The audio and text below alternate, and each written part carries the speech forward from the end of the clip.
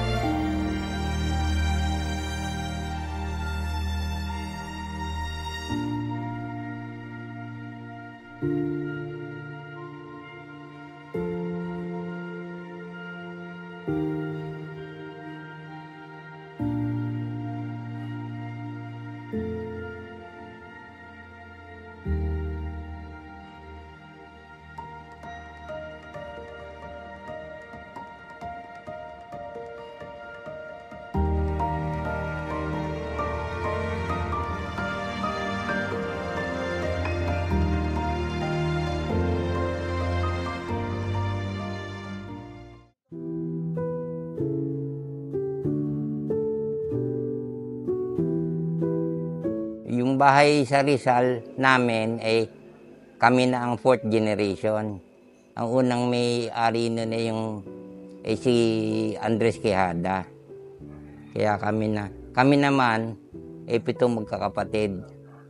Kung saan mga kapatid ko nakatira, naisipan namin bilhin para naman yung may makikita yung mga matagal na hindi pumupunta sa Sariaya. Pagdating dito, ito pa pala yung bahay ng mga Dibilya.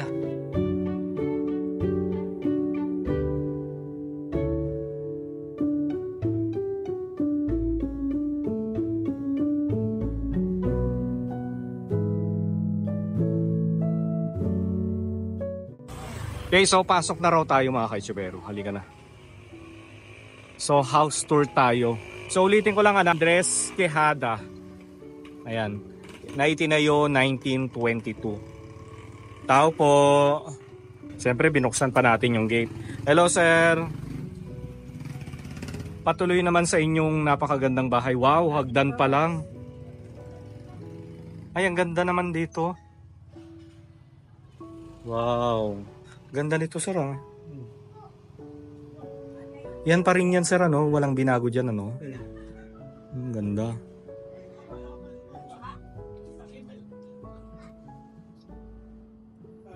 Akit na ba tayo sir? Halika na, akit na daw tayo. Pinapaakyat na nila tayo.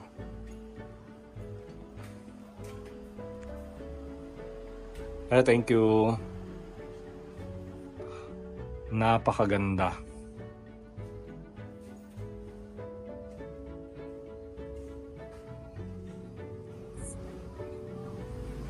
Wow.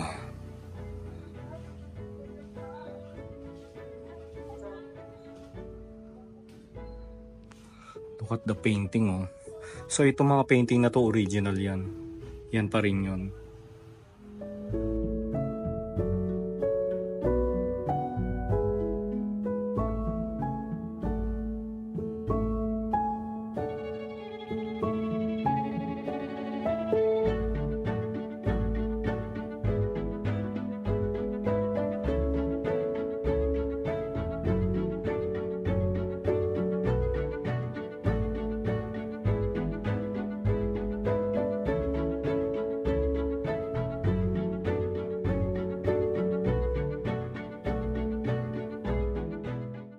So kasama natin si Ma'am Victoria. Ayan. Hi. Hello po Ma'am Victoria. Ma'am, tanong ko lang po kung kailan po ni-restore ang bahay na ito? Anong taon? Nung una ay ni-restore na yan ng mga Dibilya ng panahon na nagkada. Yung dating silong, dating nilalagyan nila ng mga farm produce, gamit nila, furniture, at saka tinitirahan ng kanilang mga katiwala. may nagkwento pa nga sa amin na isang araw nag-knock doon yung isang mama na may umaga-umaga parang tinatanong si Tatay Romero. Yung pala ay nalaman namin ay si former President Magsaysay. Wow. Yun ang pinito. Oo, wow, Ramon Magsaysay. Yung caretaker dito, dinadaanan niya ang tatay ni Benny para mangaso sa bundok. Tapos, over the years, nire-restore pa ng pakonti-konti. Pero recently, nung nabili namin nila Benny, pinapinturahan namin yung harapan. Yung harapan, oo. Pero itong loob, hindi pa namin Masyadong naayos. Hindi Oo. namin inaayos. Nililinis lang. Oo. So lahat po ng mga nakikita naming paintings na yan ay yan pa rin yung original. Wala kayong ginalaw po, ano. Ang ganda. Biglang lumiwanag at natuwa nga yung mga kapitbahay namin. Kasi para bang sumaya. Oo, nagkaroon ng sigla. Oo, parang sabi nila, dati parang haunted house. Oo. Ganyan, madilim. Tapos nung pininturahan namin, Mas ano na siya. nagpapakuha sila ng picture sa harapan. So in a way, natuwa din kami dahil nakaka-contribute din kami dun sa parang Interest. spirit of the place. Steered, yeah. Opo. Interest sa lugar. Yung pinawalisan nila yung harapan namin. So maganda. 7 silang magkakapatid. Oo. Tapos inaalaw pa nila yung imang pinsan na tumira dito sa silong. Hmm. So kung gano'n naman talaga kahit na magkakasama sa kwarto o kaya sinasarahan ba ito Fern? So latag-latag lang noon eh. Dati yun, pagka gusto ng privacy, sinasarahan lang to. Oo.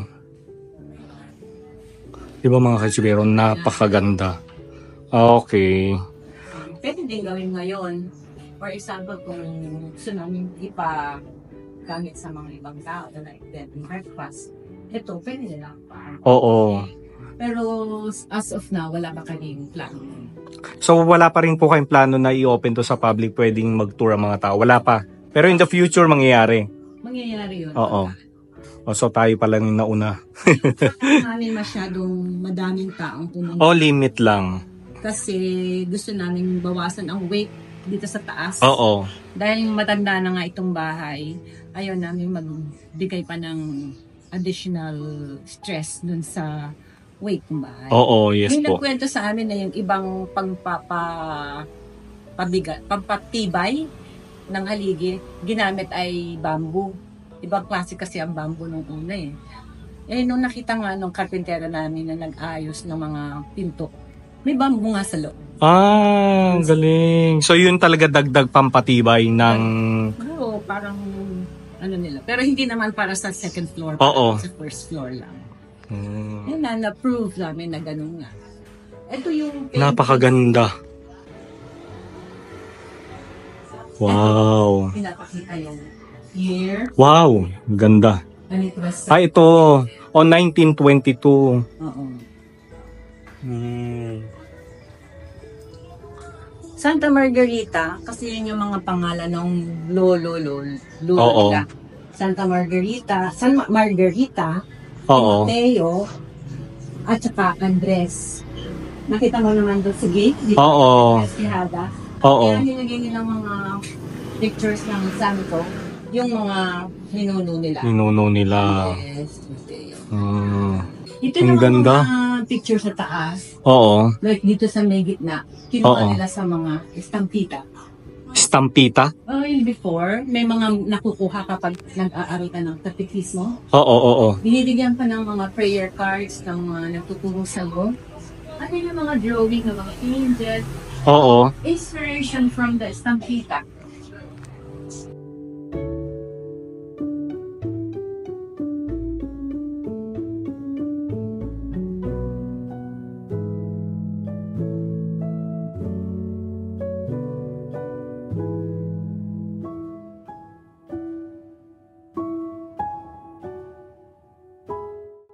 Ma'am, ito po bang bed dito talaga ito? Oo. Itong mga to? Oo. Wow. Tanda. Ito yung parang kahadiyero na nilalagay. Ay, oo nga, no. Oo. Kahadiyero. Kumusta naman? Nabubuksan niyo pa po ito? na ni Benny ang ano. Ay nako, sayang sisirain na. May ganyan din po kasi kami, ma'am. Hindi na namin mabuksan, so kailangan namin sirain. So display na lang siya. Pero ito maganda. Sinulat daw niya sa haligi yung combination niyang kahadiyero. Pero pinintulangan ata yung Ay, haligi. Kaya siguro hindi na niya ito. sayang. Yan. Dati, ito ang kitchen nila. Oo. Tapos yung sa dulo naman, doon naman ang kanilang parang doon nagluluto sa taas. Oo, sa taas ha. O, tore. Correct. Oo. Para na yung usok, hindi umaano sa bahay. So dito yung kanilang komedor.